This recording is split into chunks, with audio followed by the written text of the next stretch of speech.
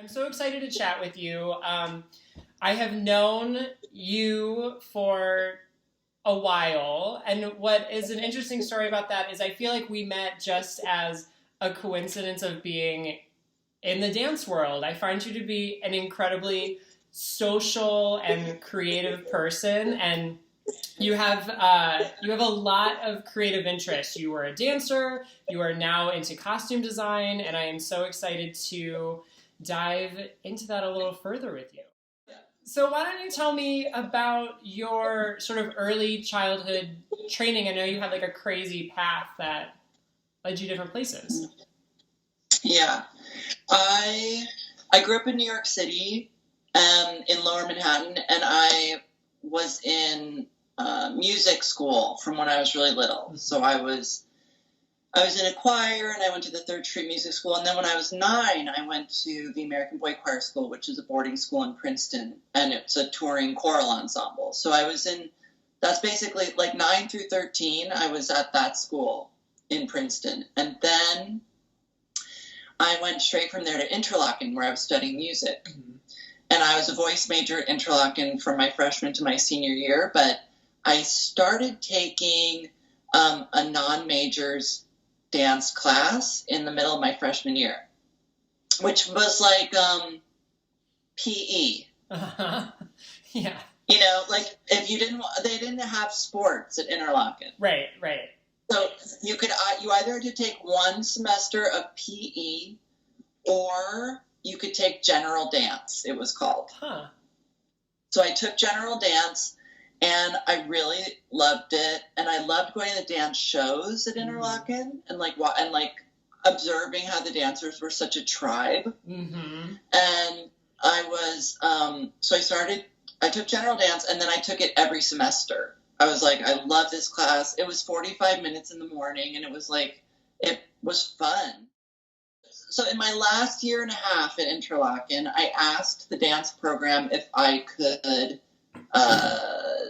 take more dance classes, meaning like double major in music and dance, it probably wasn't a great idea.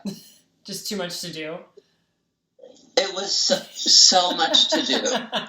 And what I should have been doing was like focusing on like applying to college, right? You know?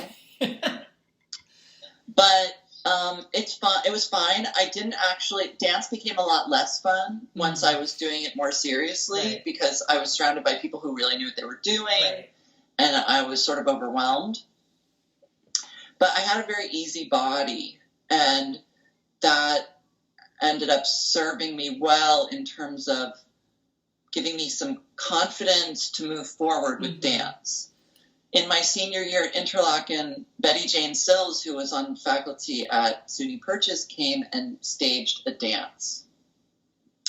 And I was cast in her dance, and she pulled me aside one day and was like, you know, you should go to the School of American Ballet. And I had only been dancing in earnest for like 1 year. Wow. So I was sort of like, I don't know if you know what you're getting your eyes on here. Yeah, totally. You're a double major singer. Yeah. But I think basically she saw that I had like the raw materials. Mm-hmm. I ended up applying to SUNY Purchase because of her. It was the only dance college I applied to. All my other applications were to music conservatories.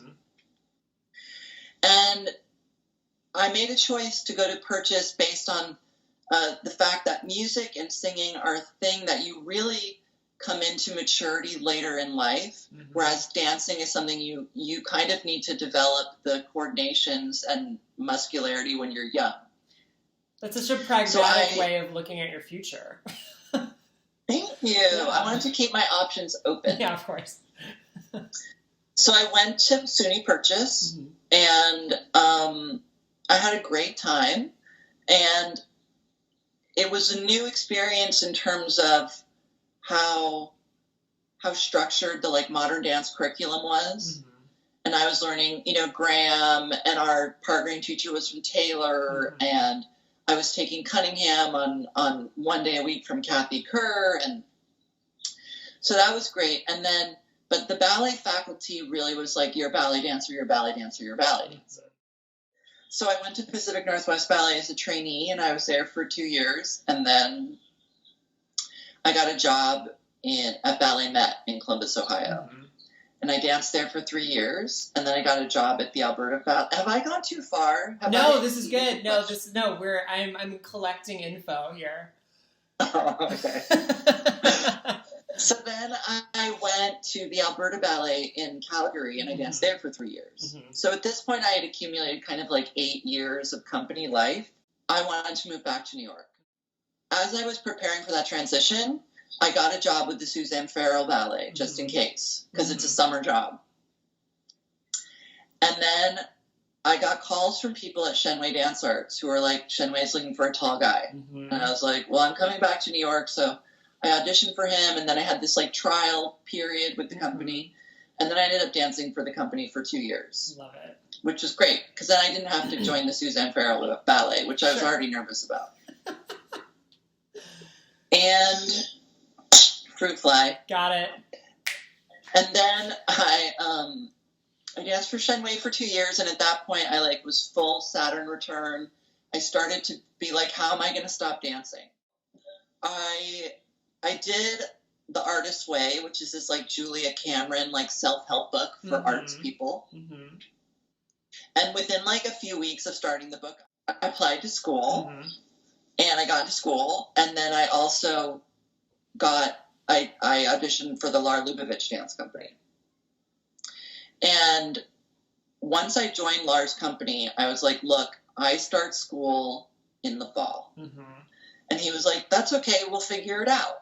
You know, like, I could schedule school around certain tours and vice versa, and Lar would, like, send me back to New York for, like, 1 day from a tour to take a class so I wouldn't fail. Bless him. That it's incredible.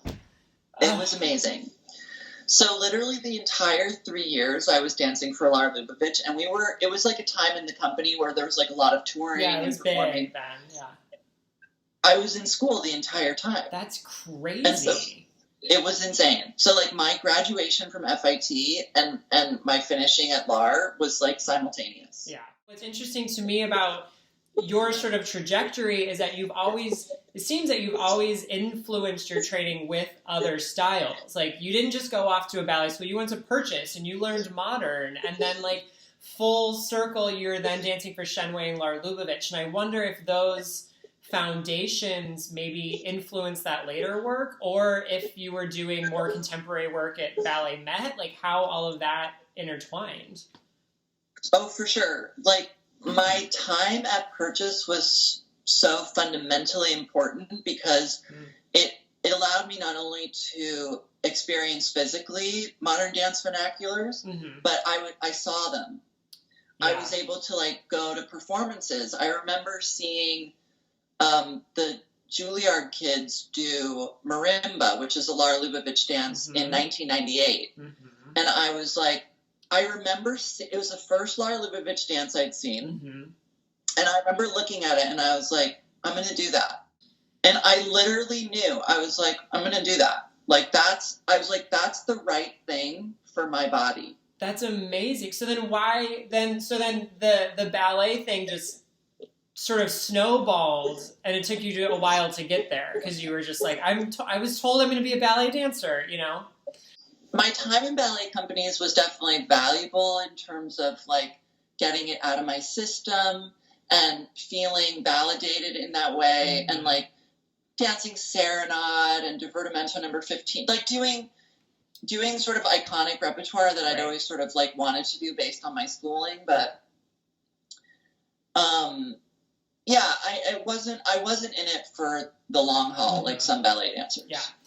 Something that the sort of difference, you know, I never trained as a classical ballet dancer, but the difference from having stage stuff at ballet companies and sort of been in the world a little bit between the classic ballet technique and the classic modern technique is that, to me, that there's a little bit more freedom and a little bit more individuality and a little bit more like creative expression in sort of like a modern technique. And I wonder if you can talk about the difference between that. Let's say if you're doing a contemporary classical ballet or a Lar Lubovitch or even a Shen Wei dance, like how they're so classical in their own right, but how does that differ? Yeah, I think there's, in the universe of ballet and ballet training and ballet performance, there's so much emphasis on like fitting your body into like the shape of the mold. Mm-hmm. Literally, I mean, there's so much emphasis on like manipulation of the limbs and all of your joints, and even in terms of like energetic manipulation to like achieve a thing that's tried and true according to them. Right.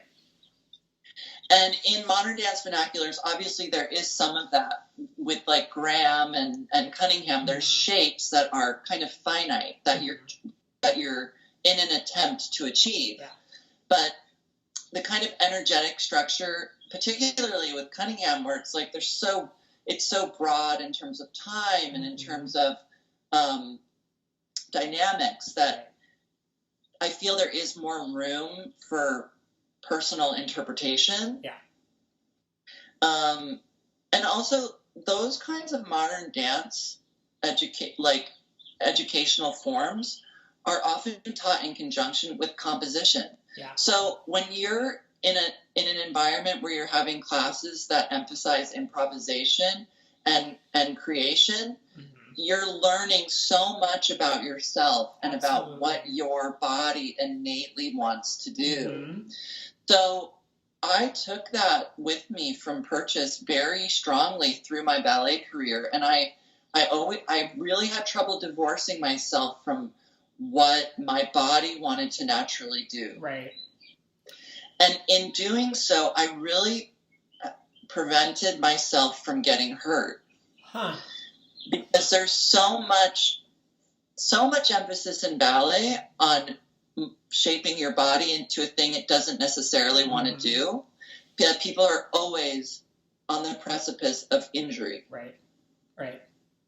And I really stayed on a track where I was like, I'm not gonna do that. I'm not sending my limbs into precarious places. Yeah. I'm not. If the jump looked like too gymnastic, like who knows what the landing would be? I was like, I'm not going to do it. That's well, it's so interesting because a lot of ballet dancers don't have that opportunity to explore their own body in that way, and that's interesting you said that, because when I remember always being scared of improvisation and using it as a tool for composition, because to me for so long it was like it was an external performance of like, what can I do what can I show off right now, in the middle of this circle. But when I flipped it, and this is like what we try to do with our teaching through Dance Device Lab, is when you flip it for someone and it's about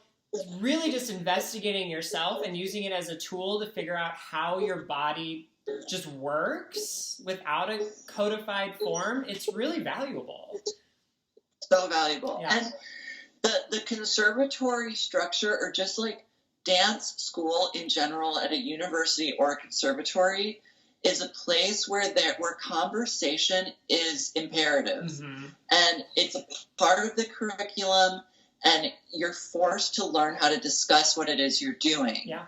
And there's an emphasis on history and pedagogy and anatomy, and there's so much more that goes in to the education than just training the body. Right. And my ballet schooling was purely the body.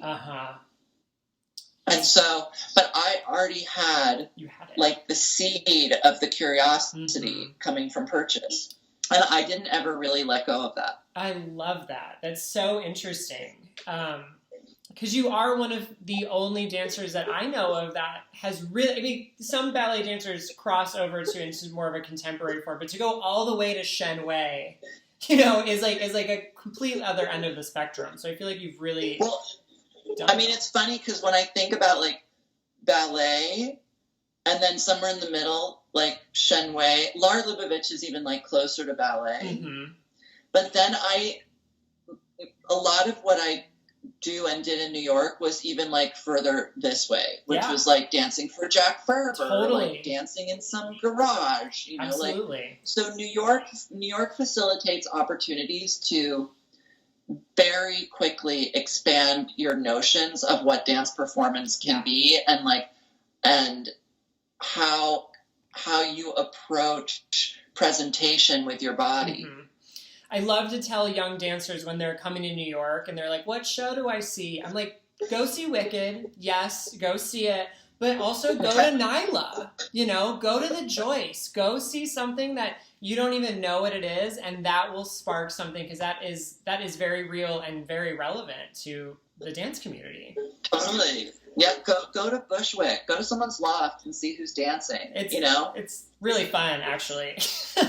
Yeah. So you have been a creative person your entire life, and you continue to be in a myriad of forms. And I wonder if you can talk about some ways that you keep going. How do you continually find inspiration, whether it be for your design, whether for your dance? Because it's got to come from somewhere.